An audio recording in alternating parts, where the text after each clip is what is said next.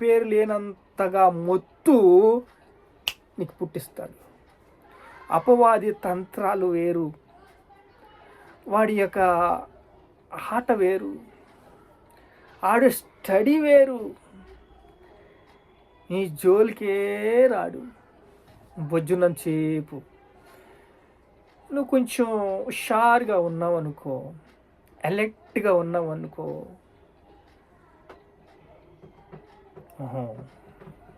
నీ పని చూస్తా,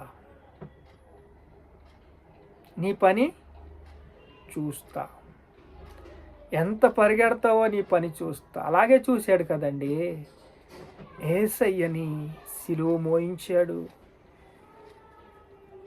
ఆ యొక్క సిలువ ముళ్ళతో కొట్టించాడు, ముళ్ళ కిరీటం అల్లించాడు. సిలువెక్కి రక్తాన్నంతా లాగేసుకున్నాడు. పీడ్రిచ్చేస్తాడు. అంటే ఏం క్లోజ్ అయిపోవాలంతే. వాడికి ఏంటి క్లోజ్ అయిపోవాలి. క్లోజ్ వెనక విజయం ఉంది. అక్కడ క్లోజ్ అయిపోతుంటే నా దేవా నన్నెందుకు విడిచితివి అన్నప్పుడు వీడికి ఒకటే తెలుస్తుంది, క్లోజ్ అయిపోతుంది. దేవుని కుమారుడు అయిపోతున్నాడు. అధికారం నాదే, ఆదామ దగ్గర నుంచి అధికారం నాదే, ఇప్పుడు నాదే, ఎప్పుడు నాదే అంటున్నది అపవాది. ఆ అధికారాన్ని సిలువ మీద జయించాడు. కొన ఊపిరి వరకు యేసయ్య సత్యాన్ని విడవలేదు. జయించటంలో ఒక ముఖ్య లక్షణం గోళ్ళు, ప్రకారాలు, విడుదల ఇవన్నీ కూడా మనకి కావాలంటే, మనకేం కావాలంటే శాంతము కావాలి, ఓర్పు కావాలి. ఈ ఓర్పు మనల్ని ఎంత దూరం తీసుకెళ్తుందంటే, మనల్ని ప్రేమిస్తున్న యేసయ్య మనలో ఉంటాడు, కానీ అడావుడి చేయడు, అద్భుతాలు చేయడు, ఆశ్చర్య కార్యాలు చేయడు. కానీ నీ ఓర్పు ఒకరోజు విజయాన్ని సాధిస్తుంది. ఈ ఓర్పు ఉంది చూసావా, శాంతినిస్తుంది. ఈ ఓర్పు ఉంది చూసావా, సమాధానాన్ని ఇస్తుంది. ఈ ఓర్పు ఉంది చూసావా, నిన్ను నిలబెడుతుంది, టెంపర్గా నిలబెడుతుంది. పోనీలే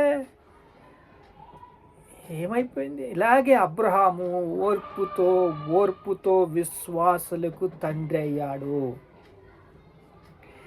ఇదే అబ్రహాము బలిపీఠం కట్టి ప్రార్థన చేశాడు. ఇదే అబ్రహాము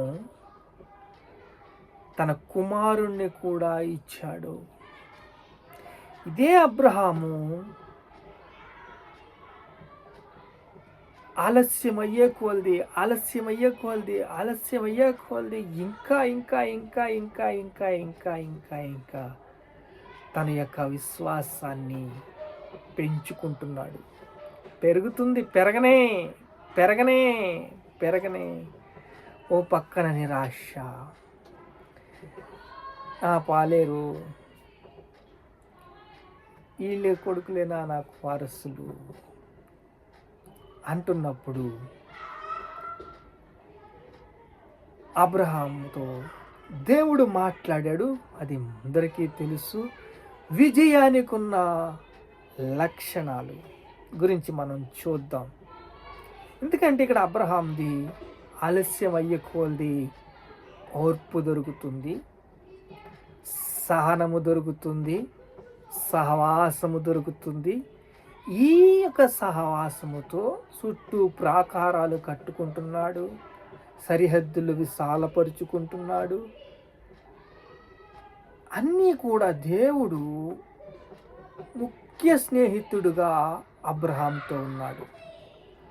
అలా అబ్రహాముతో ఉన్నప్పుడు యేసుతో సంబంధం అధికారాన్ని ఇస్తుంది. ఇప్పుడు యేసుక్రీస్తుతో మనము ఎలాగ సంబంధంగా ఉన్నాము, అధికారాన్ని ఎలా పొందుకుంటున్నాము, ఈ అధికారం అంటే ఏమిటి, ఈ అధికారాన్ని ఎలాగ మనలోకి వస్తుంది. ఇప్పుడు ప్రధానమంత్రిగా మన యేసేపు ఉన్నాడు. యేసేపే మొత్తం ఐగుప్తులో పంటలన్నీ పండించేయలేదు, శాసించాడంతే, అక్కడ పంటలు పండింది. శాసించేలాగా నీకు అధికారం రావాలంటే యేసు మన హృదయంలో మహారాజులాగా కూర్చోవాలి. అలా యేసు మన హృదయంలో కూర్చుని మనకి డైరెక్షన్ ఇచ్చినప్పుడు నీకు అధికారాన్ని శాసించే ఒక కృపను ఇస్తాడు. అప్పుడు జయించేలాగా మీరు అవుతారు. జయించాలంటే ఏం కావాలి?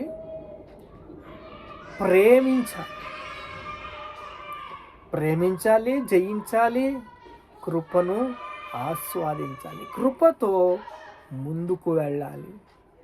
ప్రకటన 1వ అధ్యాయం 2వ అధ్యాయం 3వ అధ్యాయంలోనే జయించుతూ ఉంటుంది.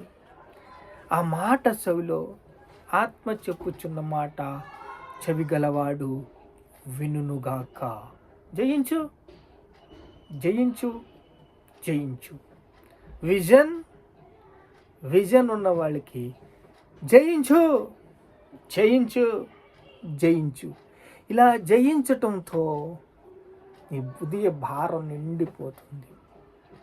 ఒక్కొక్క రాష్ట్రంలో ఉన్న లోటుపాట్లు, ఒక్కొక్క రాష్ట్రంలో ఉన్న బాధలు, ఒక్కొక్క రాష్ట్రంలో ఉన్న చింత, ఒక్కొక్క రాష్ట్రంలో ఉన్న అన్నీ కూడా జ్ఞాపకం తెచ్చుకొని జయించు, జయించు, జయించు. ప్రార్థన చేసుకుందాం.